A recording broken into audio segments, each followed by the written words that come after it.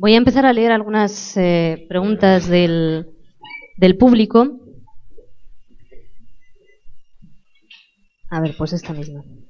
Cuando decide ser candidato para las presidenciales del 98, ¿con qué sectores tuvo que pactar y aliarse por presiones políticas para acceder al poder? ¿De qué alianzas se arrepentía? Bueno, lo que es muy interesante, yo les aconsejo, si se interesan evidentemente por el proceso venezolano, es que lean el capítulo en el que Chávez explica cómo él decide ir a las elecciones. Hay que recordar algo. Cuando Chávez sale de la cárcel en el 94, es un momento muy importante, es la primera vez. Aquí hemos dicho en el 92, él pasa de ser un desconocido absoluto a ser el hombre más popular de Venezuela. Y durante los 2 años en que estará en la cárcel, es el hombre más popular de Venezuela, ¿verdad? Y al mismo tiempo los partidos tradicionales van desgastándose. El propio presidente, Carlos Andrés Pérez, será juzgado y será, ¿cómo diríamos?, sancionado por corrupción y tiene que abandonar el poder. No por Chávez, sino porque el propio proceso de reflexión sobre la descomposición general. Pero cuando Chávez sale de la cárcel, es la primera vez que el pueblo lo ve. No en la televisión, donde había habido 1 o 2 entrevistas, pero no en la televisión o no por los medios, lo ve físicamente. Entonces es una especie de apoteosis.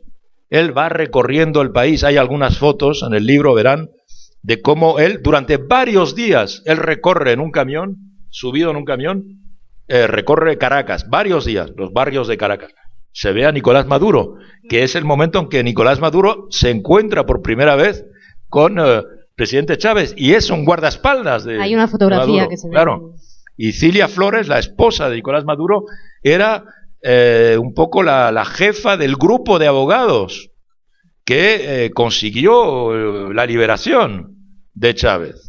O sea que tenemos una historia del presidente Maduro que acompaña a Chávez desde ese momento prácticamente en que sale.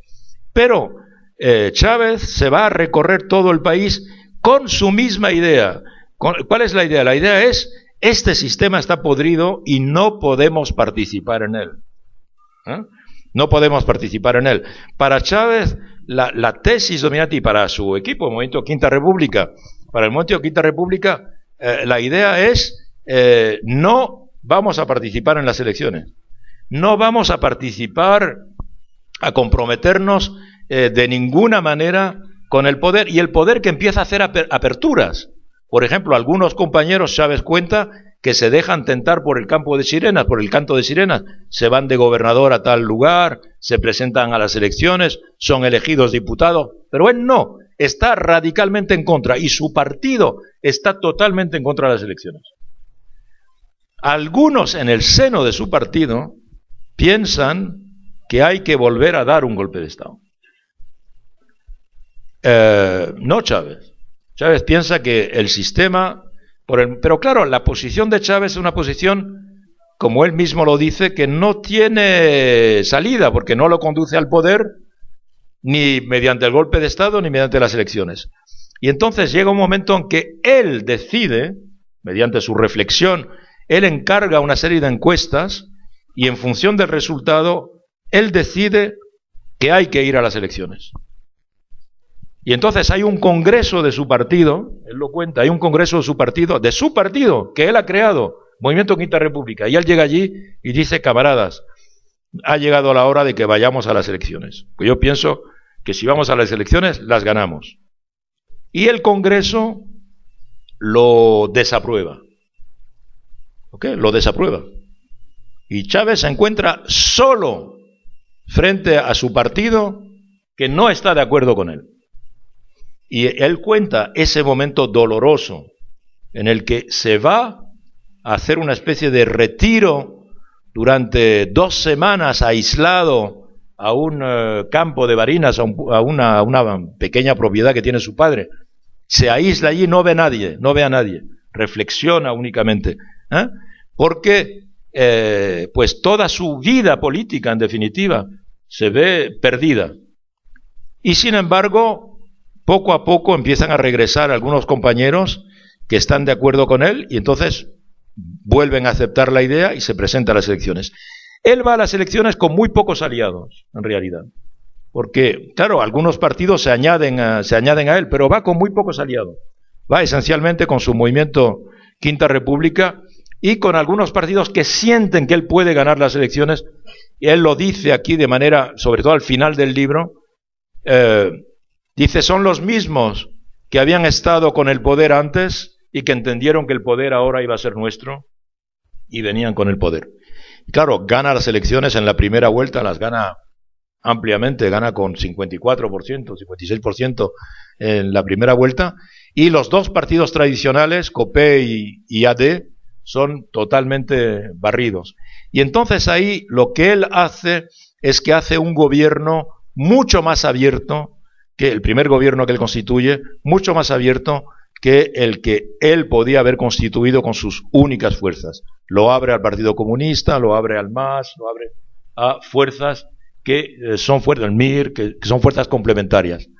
Y luego, evidentemente, va a ser un poco su proyecto. Hay que tener en cuenta una cosa, si hablamos de política, ¿verdad? Chávez, esencialmente conduce toda su reflexión política en un entorno militar. Y sus principales redes políticas son militares, están en el seno de las Fuerzas Armadas, esencialmente en el ejército. Mucho más difícil la Armada, mucho más difícil la aviación, mucho más difícil la Guardia Nacional. Pero, sobre todo en el ejército. Pero él nunca quiso constituir un gobierno militar. Hasta cuando fue la rebelión de 1992, no tenía la intención de establecer un gobierno militar. Él desarrolla su tesis, que es una tesis fundamental, del gobierno cívico-militar, de la alianza cívico-militar. Es muy importante. Él explica aquí, en las raíces políticas, para las personas que se interesan por la política de América Latina, él cuenta cuáles son, porque por ejemplo una cosa que puede interesar es cuáles son las referencias políticas de Chávez. ¿De quién se inspira Chávez? ¿Ah? Y curiosamente, los que inspiran, los modelos que han inspirado a Chávez son militares. Son militares. Son evidentemente Torrijos en Panamá, del que él habla ampliamente. Son el general Torres en Bolivia. Y sobre todo, evidentemente, Velasco Alvarado. Su gran referencia es Velasco Alvarado. Él lo conoció personalmente, Velasco Alvarado, cuando fue como cadete al aniversario de la batalla de Junín, de Carabobo, que termina la independencia de América Latina, y que fue en Perú, en el Alto Perú. Entonces allí encuentra a Velasco Alvarado, que gobernaba, y él le tiene una inmensa admiración a Velasco Alvarado. Les doy un detalle. Ustedes conocen la Constitución bolivariana, ese librito, ¿verdad?, que está encuadernado de sky azul, ¿verdad? Ese librito es la copia, no el contenido, pero digamos, es la copia del pequeño libro azul de Velasco Alvarado. Velasco Alvarado, que es un libro que Velasco Alvarado le dio a Chávez. Es un libro, como había el pequeño libro rojo de Mao Zedong, con una serie de frases de Mao Zedong. Velasco Alvarado había hecho un pequeño librito con sus frases. Tenía el mismo formato, encuadernado en sky, en plástico azul, idéntico, y se llamaba el pequeño libro azul. Y miren la fidelidad de Chávez cuando él decide hacer la Constitución, hace exactamente ese librito de Velasco Alvarado. Velasco Alvarado, del que él habla muchísimo aquí, y que de su política, de su reforma agraria, su reforma política, su reforma social, su reforma cultural. Velasco Alvarado fue el que hace que el quechua sea lengua oficial en Perú, etcétera, ¿no? Hablaba quechua correctamente, en fin, corrientemente, cosa que no es tan frecuente en los políticos peruanos. Y entonces, y eso a Chávez le interesó muchísimo.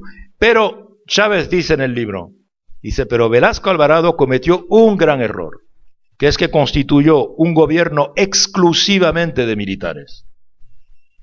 Y evidentemente eso no funciona, porque al cabo de cierto tiempo los militares se corrompen. Bueno, a Velasco Alvarado no le ocurrió eso, sino que los militares le dieron un golpe de Estado. Y vino Morales Bermúdez, que fue mucho más moderado y ya cambió la revolución. Y él saca la lección de su admiración por Velasco Alvarado, de que lo que hay que hacer es aliarse a los civiles. Y en la rebelión militar él había puesto, porque él cuenta, ¿no?, sus relaciones con Douglas Bravo, etcétera, ¿no?, con los partidos, el MIR, el MAS, los frecuentaba todos, los conocía clandestinamente, porque un militar no podía tener contacto con los partidos de extrema izquierda venezolanos, pero él los conocía todos, se disfrazaba, se ponía pelucas verdes, contaba eso, ¿no? Cómo iba a encuentros clandestinos, totalmente disfrazado de hippie, decía él, para ver a estos grupos y los asoció a la rebelión. Lo que pasa es que los grupos no salieron, ¿verdad? Y entonces, cuando él triunfa en el 98, en diciembre del 98, evidentemente constituye su gobierno con estos grupos. Observen también lo siguiente. Chávez, en la revolución bolivariana, las Fuerzas Armadas juegan un papel muy importante, evidentemente, papel muy importante. Y Chávez ha querido que jueguen ese papel importante, porque son el pueblo en armas, como ha dicho Chávez muy frecuentemente. Cuando él, por culpa de la enfermedad, no puede gobernar y decide designar a un candidato a las elecciones, él podía haber designado a un militar. Hubiese sido lo más fácil para él, por razones de control del territorio hasta. Sin embargo, no lo hace. Elige a un civil, elige a Nicolás Maduro. Por esto que les he dicho antes, que él sabe que una revolución que quiere mantenerse, precisamente no puede mantenerse de militar en militar. Hay que alternar o hay que mezclar, y en particular debe ser dirigida por un civil. Esta idea, hay dos ideas fuertes no se puede entender a Chávez, sí, políticamente, digamos, si no se entienden dos cosas. Uno, la articulación de lo cívico con lo militar, lo cual quiere decir que hay que integrar lo militar. Los políticos tienen que entender esto, que hay que integrar lo militar en el proceso de reflexión política. Segundo, que no hay socialismo sin democracia, y que las elecciones forman parte de las pruebas por las cuales debe pasar todo proyecto socialista. Y no se olviden de algo también muy importante. Hablábamos de Allende. Desde Allende, el primer, digamos, mandatario socialista y democrático que llega al poder es Chávez. Nadie entre 1973 y 1999, todos los que surgieron fueron derrocados. Por eso muchos grupos tuvieron que elegir las guerrillas, porque no era posible llevar a cabo un programa de reforma social mediante simplemente las elecciones.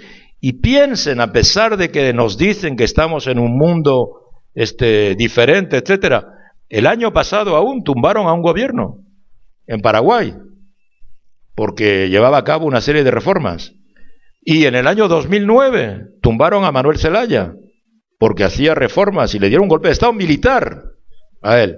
O sea, que sigue siendo difícil en América Latina hacer reformas progresistas, distributivas, crear un estado de bienestar, sin exponerse ya sea a un golpe de Estado constitucional como el que le dieron a Lugo, o a un golpe de Estado sencillamente militar como el que le hicieron a Zelaya, o el golpe de Estado mediático empresarial que le dieron a Chávez en el 2002. O sea que no hay que creer que las fuerzas digamos, que se oponen al progreso han abandonado a América Latina a los progresistas, ¿verdad? No, son fuerzas que siguen actuando.